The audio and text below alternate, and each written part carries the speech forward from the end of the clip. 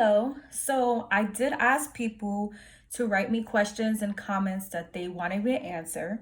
So I have a list of things and any additional tips or advice that I feel like I can give you guys, I will at the end. But I just want to say that my experience is not going to be your experience. And I say this because before my surgery, I watched hundreds of lipo and BBL videos. I wanted to mentally prepare myself for what was going to happen. And I just feel like a lot of girls were not as honest. They made it seem like this was all good and gravy. And that just wasn't the case for me personally. But like I said, my experience is not your experience. And if you hear me like breathing or having shortness of breath, it is because I have this faja on. So excuse that. So we're gonna go with the first question, which is, what faja do I use? So the name of the faja brand that my plastic surgeon gave me was a deli faja. So right after surgery, they did not put me in a faja. They put me in like this white band. It looks like a waist trainer or one of those things you wear to sweat. It looks like that. They wrapped me with that and with a diaper. Yes, like an adult diaper, because I was bleeding. The first day they don't put you in a faja. So what happened was I have incisions all over my back and my stomach, and I had Kotex maxi pads, whatever you want to call it. I had them there with surgical tape because I was bleeding like crazy, which is normal. You're going to bleed and your fluids and drainages are going to come out the first few days. So I had Kotex all over and I was wrapped with that, and I had a diaper. And then the next day I went to get drained. So that's when they basically massage you to get all those liquids out, any of the fat remains out. And then they put me in a faja. So personally, the place where I went to, the surgeons there, they do not use drainages. Some surgeons use drainages and some don't. And for me, I feel like I really only drained the first 2 days, and then after that, I didn't. So the next day after sorry guys, I'm out of breath. The next day from my surgery, I went for my drainage, and then they put me in the faja. The issue is they gave me a size large faja, and the way that the faja's shaped, like in the back, you want to have a lot of compression on your waist. Like you want it to be very, very tight because, you're trying to snatch that waist. But your butt and hips should be compressed, but to a certain extent, because, you still have fat cells that are like molding. So your body is literally like Play-Doh. So it's molding. But the issue in my faja was they gave me a large and it felt like I was being cut open. I couldn't breathe with it. I couldn't take it. So they gave me an extra large faja, but I still had the same problem. And I just personally believe it's because their fajas are very standard size, and I don't think they take into consideration that girls have different dimensions, different heights, weights. There could be another girl just like me that got surgery, same height, but we're not, widely the same. We don't have the same hip size. So it is important that you get a faja that fits you. So there are companies that will do custom fajas where they ask you for your dimensions, which I am going to get, but not right now, not at the moment. So I went out of my way and I went to like a faja store here in New York, and I purchased my own faja, which was an extra large, and it fits, which is the one I have now. But I also have a medium-sized faja. I don't know. I bought it and it was literally like this. And I was like, how am I going to get in that? And the woman was like, girl, I could put you there in 5 minutes. I'm like, my leg don't fit in there. Like how?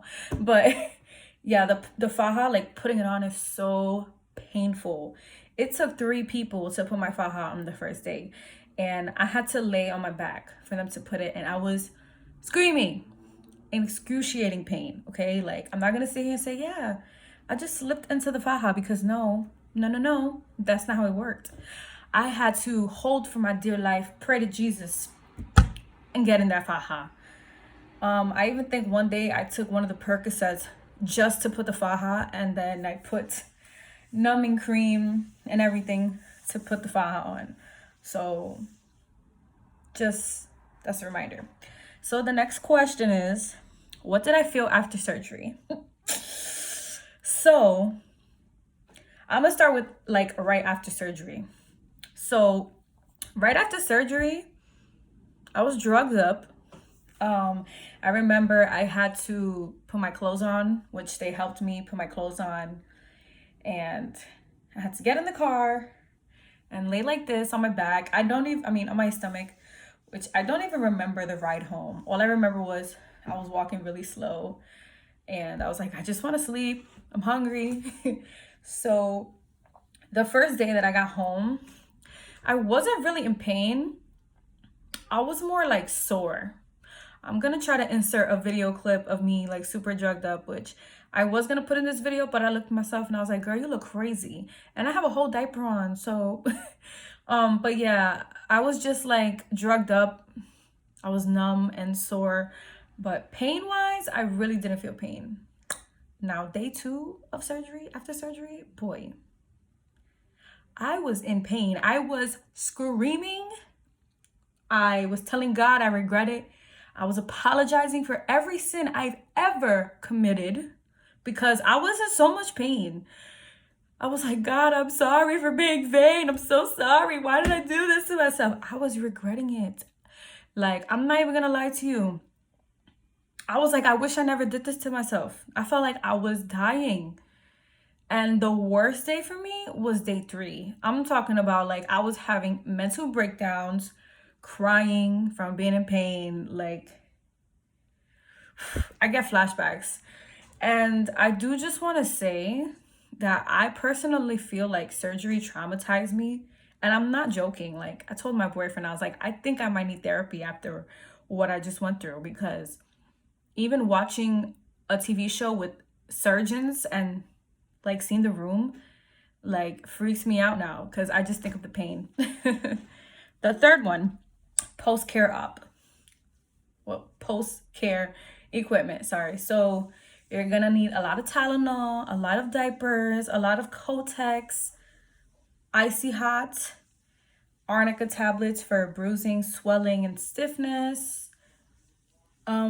A lot of surgical tape. I'm itchy. I'm sorry. Benadryl because you're gonna feel very, very itchy. That's about it. Just a lot of Tylenol, like a lot.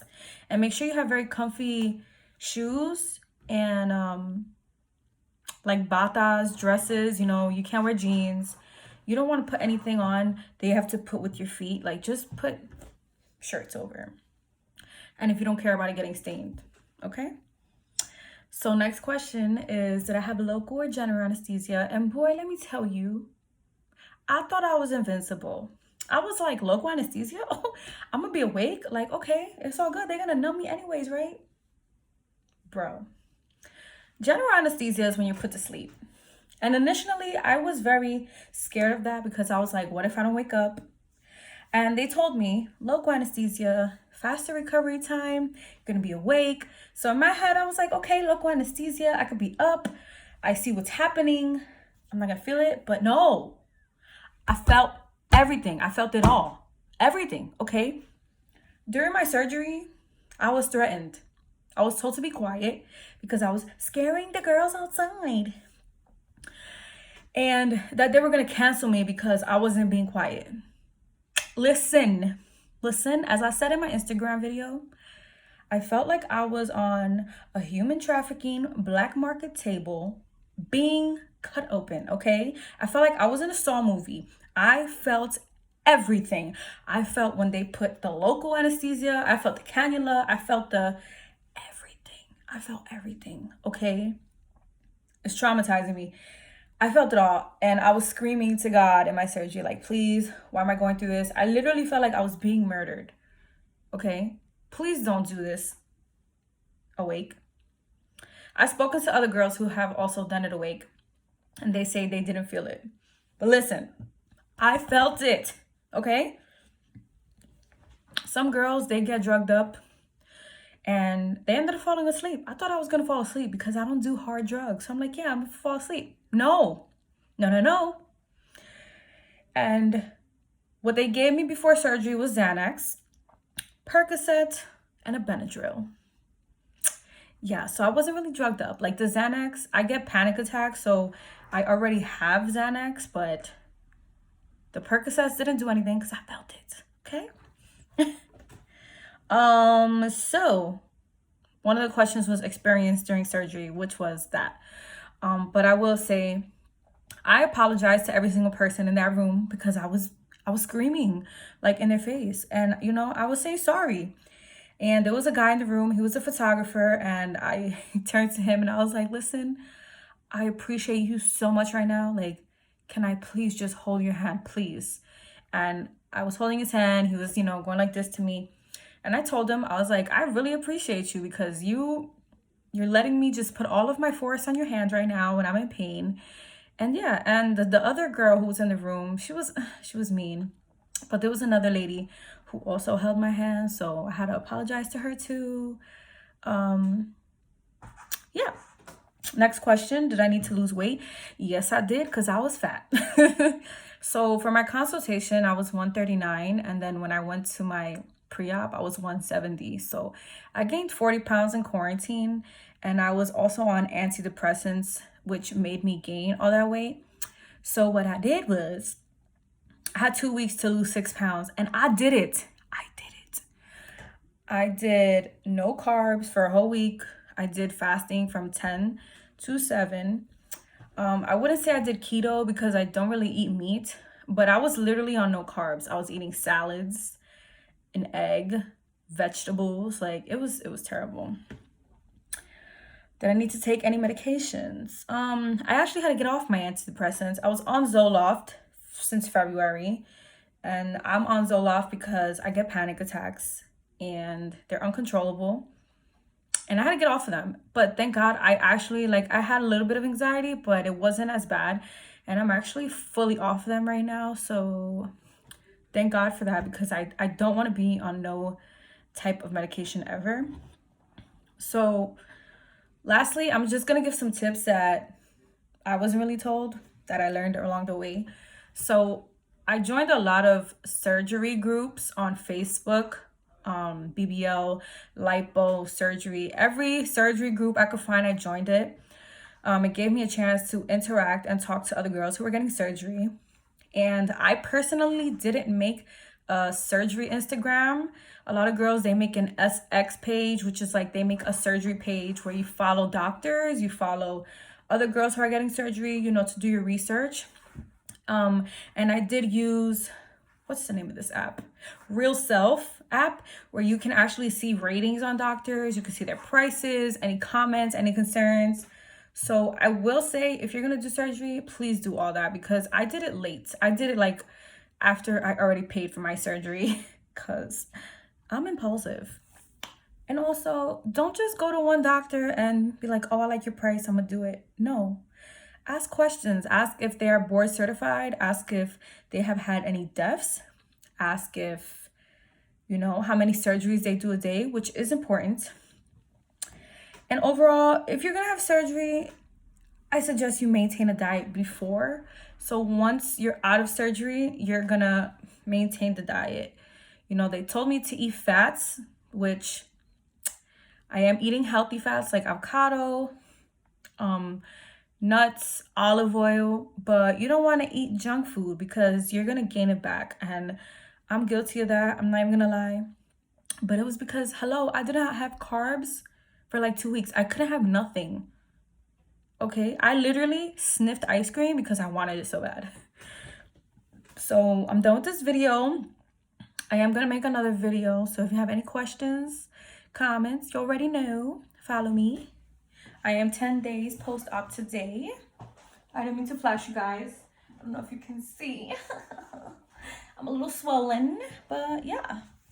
See you guys next time.